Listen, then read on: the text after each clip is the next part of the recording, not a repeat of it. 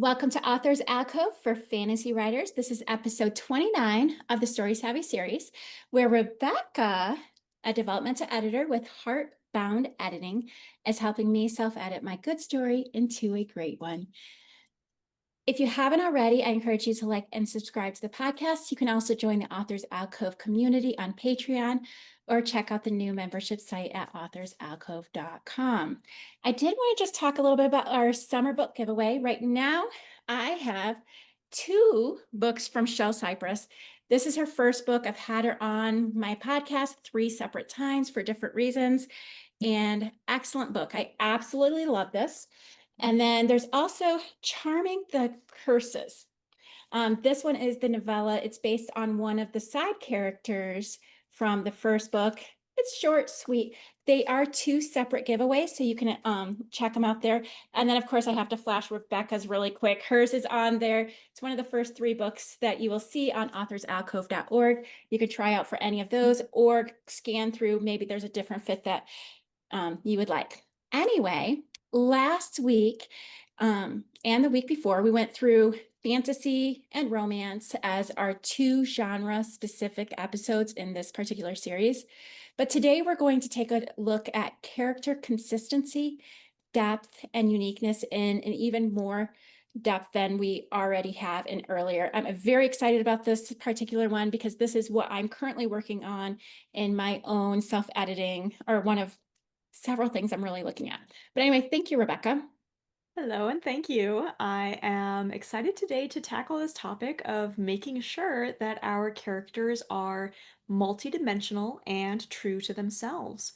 By the end of this episode, you'll all hopefully feel confident defining who your characters are internally, checking them for issues to fix, and making sure that they aren't falling flat. I feel like a very good starting point would be to talk about character consistency. When self-editing, how can we make sure that our characters acting in alignment with who they are and how we intended them to be throughout our story? If you haven't yet, write out some character statements for the main players. For example, that could be something like Kate is a bit shy at first, but very talkative once she gets comfortable. She tends to just shut down in emergencies and feels guilty about it later and is anxious and guilty in general. She is open to new experiences, but will rarely give things a second chance if she didn't like it the first time. And she is honest in general, but tells a lot of white lies to try to keep the peace. These statements can be as long, within reason, or short and as vague or specific as you want, so long as everything you are including in these statements feels relevant to understanding, designing, and using the character in the story. And I will just mention again something that I have mentioned before in a previous episode, which is that fictional characters cannot be as complex as real human beings. There is a balance to be struck between a fictional character feeling flat and like you are trying to do too much with their complexity. So use that discretion when designing or executing these characters. As you are creating or reviewing these character statements, do a mental assessment of where you remember showing proof of that trait in the story, where you or where you think you might be contradicting yourself. Beyond that, you really need to do a read through for this one. And as always, I suggest having a couple of things to keep an eye on with each read through to save yourself time. So, for example, if you want to do your next read based on this episode and then the next two, so scene, core events, and avoiding scene stagnation, that might be a good balance of enough to watch for that you're not wasting your time, but also not so much that you're struggling to keep track of everything you're supposed to be watching for. When you are doing your read for character consistency, refer back to your statements about how you wanted them to be regularly, and check every mentionable moment of agency from that character against that statement. When they move the story forward, is it in a manner that aligns with their character statement? If you find something that is off in that regard, just try tweaking how you describe how they feel, how they express themselves or act, and other subtle things like that to better align with what you were going for. So, I find it very interesting that you were saying that our character should not be as complex as humans, because you often think you want to make it as real as possible. So that was good to think about. Then I realized like the association with like the consistency. So I'm just going to come out and ask like, why does character consistency matter, and why is it worth all that effort?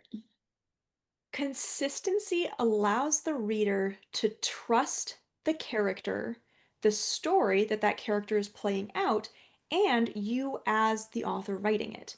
Without consistency, the character and writing in general can come across as unfinished, amateur, lacking in quality or craft, or simply end up confusing the reader and the audience in general the same way a plot hole might. I go into more detail on this to some extent in episode 19, so go back to that if you want to. So I feel like as our characters grow, it might be easy to write a way that causes the reader to feel like our character is acting inconsistently, especially when we're trying to show that growth. How can we make sure that we are showing true character growth and not just breaking from the mold that we have written them in? Again, I'm going to refer you back to episode 19. The simple answer is that you show progressive steps in that direction of growth rather than risking a leap in it. In that, too, some doubling down on their old self or their old ways, or backsliding in their growth when something happens or is learned that they can react to in that way, can also help show that they are changing in realistic and understandable ways. Something else to consider here is that you can only take a character arc so far from its starting point unless you are an expert, experienced writer. So adjusting that starting point of their character arc up to be in closer proximity to your desired end goal is another option to explore there. So I know, like myself, I have a scribe, and then I also have on Excel a bunch of character sheets. I use my scribe to and that one mainly says stuff like the very nitty gritty from like what personality types I've described them. I will actually put even like scenes in there. And to like remind myself. But in Excel, I tend to do a little bit more like the really quick looking like things. So if I would just want to do a quick reference, like how old is this person?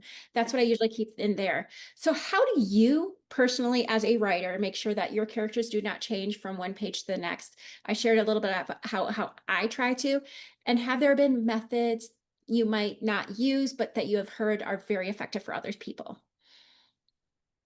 Again, having those statements for who you intended them to be written out and somewhere that you can easily reference them is very, very important. When you do your read throughs, checking if they were what you intended once written, that will naturally check for consistency from scene to scene, as an outlier in one of those aspects is going to be an outlier in the other. You only need to do that process once, essentially. I don't have any particular tips or processes here, but another thing to watch for on this is just checking that their reactions to things are always proportional to the cause or have an explanation for why they aren't. If your character, for example, reacts to getting dumped by their boyfriend of 2 weeks, like their spouse of 30 years just died, then that can go in three different directions as an overreaction. First, you can have them, wildly overreact to everything across the board, not just this one thing. And that becomes a consistent part of their character build. The second option here would be to dial down the reaction until it fits their more standard or relatable level of reactivity. And then third, you can foreshadow and seed some tangible, understandable reasons why their reaction is so big to something seemingly so small. Such as in this case, that this is someone who they have obsessed over for years, and they finally asked them out, and now they're dumping them 2 weeks later when this person was already shopping wedding venues. And so that elicits that big reaction. Or you could foreshadow that this reactive character has just had the week and the day from hell, and this was simply the last straw that broke them over that edge. Does that answer your question? Yeah, it definitely does. So this one of the reasons why I'm excited for this particular episode is because I knew, like, even when I sent you my particular story, I knew one of my actual main character, I knew she was somewhat flat. But it was also one of those things where I wasn't ready to like edit it, and so I just sent it to you. And of course, I was not at all surprised when it came back that you felt that she was a little flat, a little two-dimensional. What exactly does it mean if a character lacks depth, and why is it a problem? And just going off of that, what you said earlier, how complex is too complex? Sure. In my experience, flatness is most often a lack of emotion, a lack of tone in how they express themselves, and or a lack of quirks or definable character traits. It can sometimes also be a lack of presence or function in the story when compared to how much you tell the reader they matter, but we're going to set that one aside for now. Flatness is a problem because it can significantly lessen the experience of immersion or investment for the reader. We as humans are wired to pay more attention to things that are unusual or very relatable or unique in a way that we want to go figure out. When you essentially give them just a name, maybe a role title, and a brief visual description, and nothing else about the character to hold that reader's attention, it can be hard for the reader to stay focused on what the character is doing or saying. On the other side of that, when you try to make a character too dynamic, multidimensional, or interesting, it can fall into a different set of problems. It can seem like you never really decided what you wanted to do with the character or what you wanted them to be, so you tried for all of them at once. It can seem like the character is insane or immature or unstable because their reactions and moods are all over the place in the name of complexity. Or it can come across like you, the author, don't know who they are, so how is the reader expected to? This is what I mean when I say that fictional characters can't be as complex as real humans. Not speaking to you directly, Agnes, but to the listener hearing this who needs this advice, do you think that you could accurately show or tell a stranger all about you in all of your real human complexity and nuance in a way that they could truly understand and without boring them? Do you think that you could pull that off? For me, at least, I know that the answer is no, and I expect that it is for most people. It takes years of frequent, in depth, meaningful interaction to know another real human being, even just pretty well. You typically have no more than 100,000 words in a novel, and you really ought to be spending at least 95% of those on things that are happening, not info dump about your character personality. So, picking a happy medium between not giving your character enough personality, interest, and depth, and giving them too much to reasonably handle within this medium is always the goal.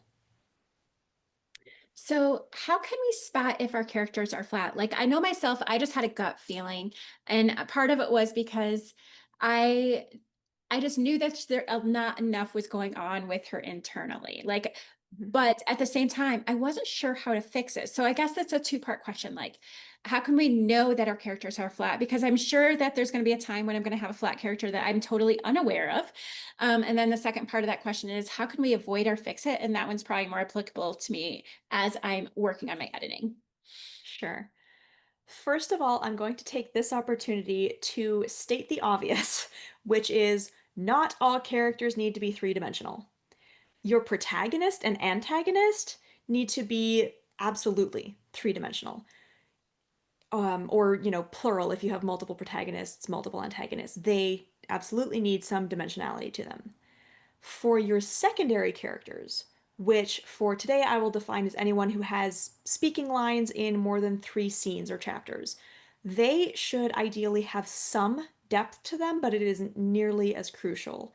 And then tertiary characters, if you haven't been able to avoid including them at all, should be as flat as possible, just to spare your reader investing in something that isn't going to have any payoff to it. There are some exceptions to this, but generally, and dependent on genre, you don't want to waste your time or the reader's time trying to make the doorman, whose only role in the story is to open doors, complex and well rounded as a character. Spend those words where they actually matter.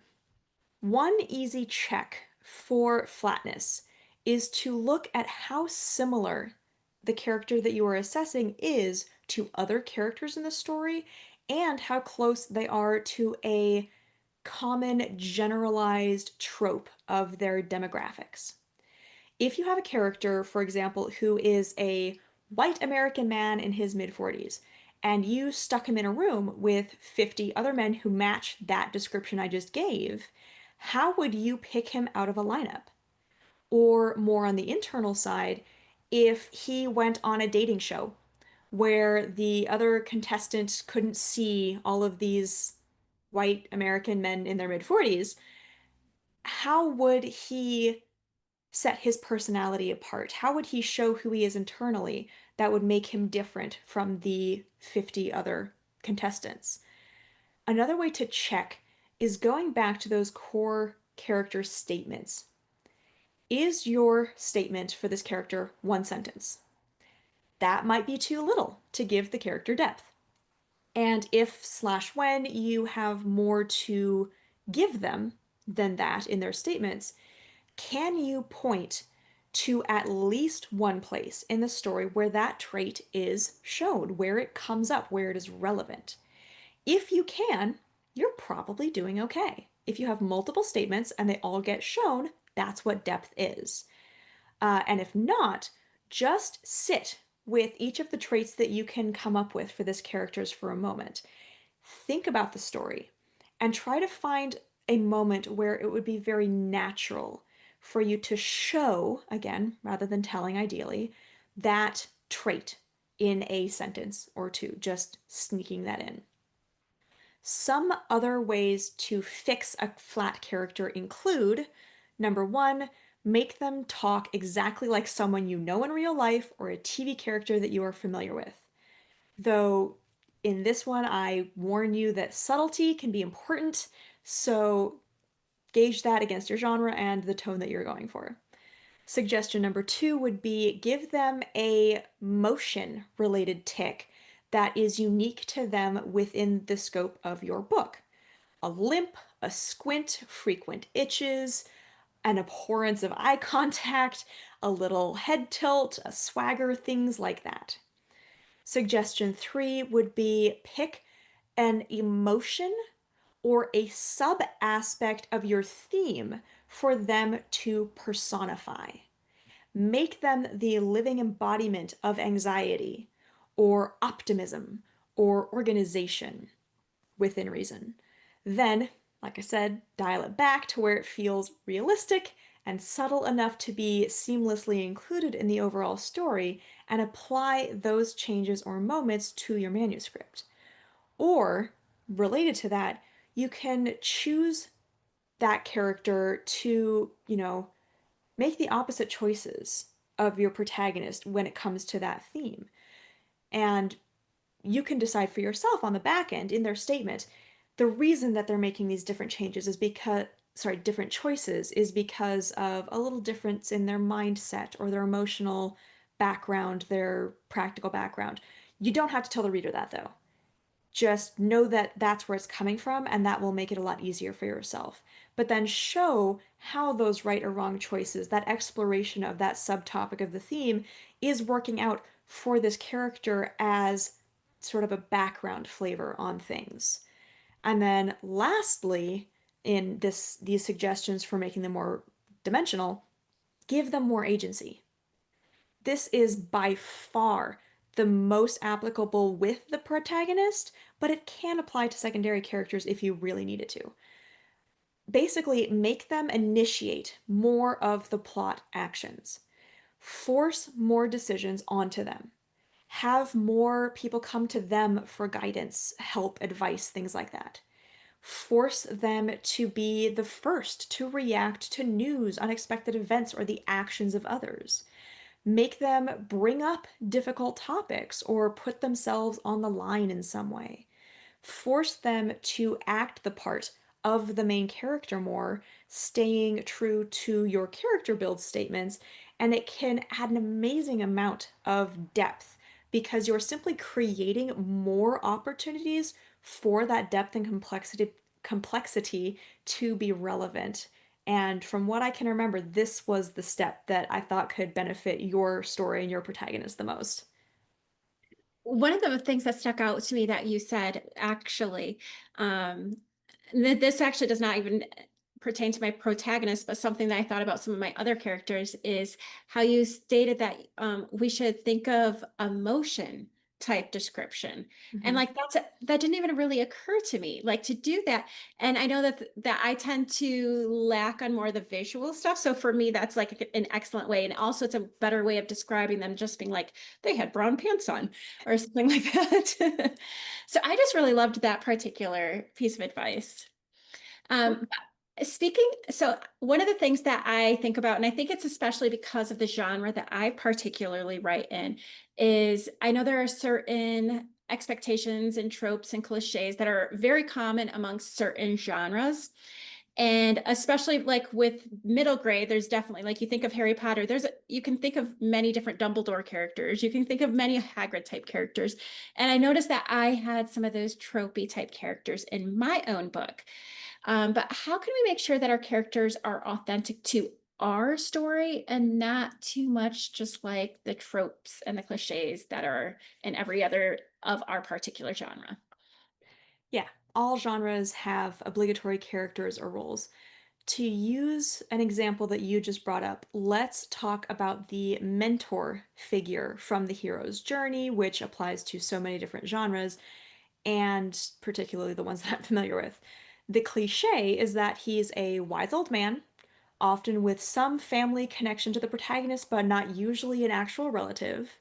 And then some common tropes, in addition to that, would be that he's a wizard and he has a white beard and he dresses in robes and he's kind of a loner until or unless the protagonist is doing something with him.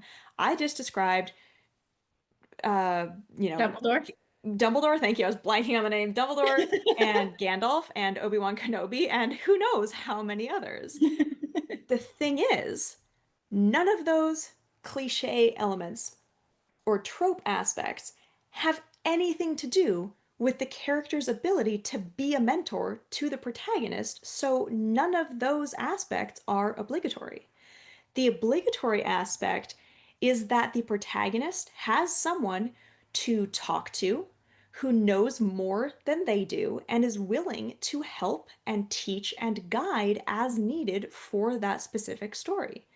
There is no reason that the hero's journey mentor archetype can't be a non-binary ogre who got kicked out of his tribe for being too fashion obsessed and now lives with several thousand brownies as their protector.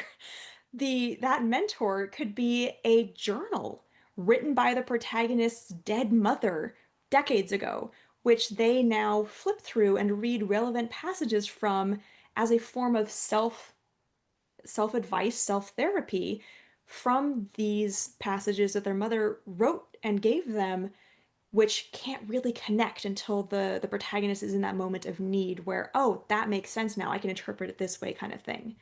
Essentially, how you make sure that you aren't too cliche with certain character choices if you don't want to be, and again, I'm not that anti-cliche, is that you brainstorm small changes to that role, relationship, identity, demographics, attitudes, desires, how they came by their expertise, and things like that until you feel satisfied.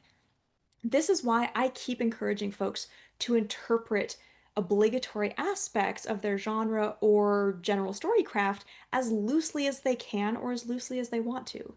Yes, there needs to be a villain, mentor, rival, murderer to get caught, whatever, in specific genres. But the requirement is the essential role that they play in the plot, not the size, shape, color, gender, etc. of the character serving that role. One of the things that I remember I did in my very first edits, and I still have to like refine and work on, so it's not like perfect or anything, is I wanted to try to make that each, well, not each of my characters, but like specific characters, I wanted to make sure they had very unique character personality traits, tones, just very unique so that they would stand out. What are some things that we should consider as we are creating these unique voices for our characters? I do remember that. First, and this isn't specific to your book, but in general, use contractions, people, please. I'm not sure I can personally explain why, but all of your characters sounding kind of the same when they're speaking naturally with contractions is a lot less noticeable than a bunch of characters all sounding like formal British butlers. Uh, it's a thing, especially in fantasy. Second, add a line to their character statement about how they talk and tweak things to fit that as you are doing your next read through to check things. That might be about their educational background or about where they're from, or if their priority is sounding cool or avoiding ever being misunderstood, which is what I personally am. Third piece of advice for this difference in how a character sounds would be make sure that each character has a slightly different motivation in play and stick to that when they are speaking or writing. For example, one character might be trying to get everyone to get along, one might always be angling to get the most out of a situation as selfishly as they can every day, every single time they have a conversation. And then a third might be permanently confused about everything, but they are trying to sound like they aren't. And all of these different aspects are going to affect what the character chooses to say, how they word their thoughts, all of these different aspects, their tone, their willingness to admit that they're wrong, their willingness to ask questions, all of these different things. And all of those different aspects are going to help keep each of them distinct. So one of the things I remember when I was doing some beta reading for someone is I had so much trouble telling the difference between two characters. And it was because that the characters, the spelling of their names were very, very different. But when I said them in my head, they sounded very similar. And I would get them confused, even though they were very different characters, very different everything. But for some reason, because the names were so close in sound, I struggle to tell them apart. So aside from names, are there other things that we should be concerned of when writing characters to make sure they will not be confused with one another? Yeah, we are going to do two whole episodes on names and other issues like that in the third module of this series, which we are almost there for. Some other things to consider are roles, titles, descriptions, and relationship to each other. With roles, you need to remember that readers are going to remember who characters are based on the role that they play, even more than the name. So if you have more than one character, a reader might think of as the king, or the best friend, or the coworker, then it might be worth adjusting those roles so that each is a little bit more unique to the story. Pretty much the same note for titles. If there are multiple lords or sirs or moms in the story, might want to adjust those to each be a little bit unique to themselves. For descriptions, it's mostly about making your characters visually distinct or being unique in what you describe about each character. For example, even if you have a female main character who is meeting the three brother love interests who you describe as all looking remarkably similar, you still need to choose something unique for each, which you will use as a descriptor more often than what they have in common. And this might be one of them is the one who is always scabbling, and another one is the tallest of the three, and the other is the one who has tattoos peeking out of the collar of his shirt. They all can be dark and, dark haired, same haircut. They can all be relatively tall. They can all have the same facial structure and eye color, but you need to choose to more often mention what they have different than what they have in common. Related to that, if you have two female characters with red hair, I personally suggest that you avoid using the phrase, the red haired woman did XYZ, without also adding a descriptor that is unique to the one that you're talking about. And then lastly, relationships can cause confusion. I already mentioned coworkers and moms, but it's not just limited to relationships to the protagonist, which they are aware of within the story. This applies to any situation where the reader might have to think, wait, which one are they talking about if they come back to the book after setting it aside for however long? Which bully is being referred to, or which teacher, which rival, which antagonist, which boss, which friend, anything like that. Just differentiate them however you can and try to mention what makes them unique more often than you mention the shared relationship to the main character. So instead of saying, well, this boss did this and this boss did that, instead say, well, my manager did this and the CEO did that. That's going to help differentiate a lot. That makes a lot of sense. I do have one last question, and I'm surprised I haven't asked this already because I usually like to ask this earlier on. But what is the most common mistake you see writers making when they're trying to make a character distinct? Probably making them comically extreme in whatever trait is used to give them depth or make them unique. This is by far and away the biggest issue that I've seen trying to give characters depth. If you're writing comedy of any genre, by all means lean into it. That can be a great way to add comedy to every single page.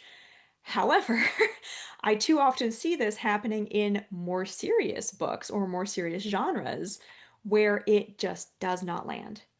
This is why I mentioned subtlety several times in this episode. If you want to make your character, for example, generally more nervous, do so in a way where it's more background shading on who they are and how they exist and how they choose to take actions and ask questions, or in their posture, subtle things, rather than making them constantly shaking or telling people how anxious they are all the time or uh, biting their fingernails down to the quick. Anything that you can picture a Looney Tunes character doing is probably overdoing it. Keep it grounded, keep it relevant, and like I mentioned earlier, only add depth to characters whose involvement in the story warrants that depth. Thank you so much. I really appreciated this because as you were talking, the wheels were like spinning in my head. And I am like, okay, I want to get into my book because I have a few changes I want to make. So that means that you did an excellent job. Thank you very Excellent. much. You are entirely welcome. And yeah, next week we will finally get to what I personally think is the most important episode of this entire series, scene core events. And that will start off the third layer of this series where we're getting into just scene specific topics. For now, I really want to thank everyone for following along with this series. We would really appreciate it if you could help us out by liking and subscribing to the Heartbound Editing Podcast and the Authors Alcove Podcast, where you can find lots more content for fantasy authors and readers beyond this joint series. I can't wait to chat with you then. Thank you. See you then.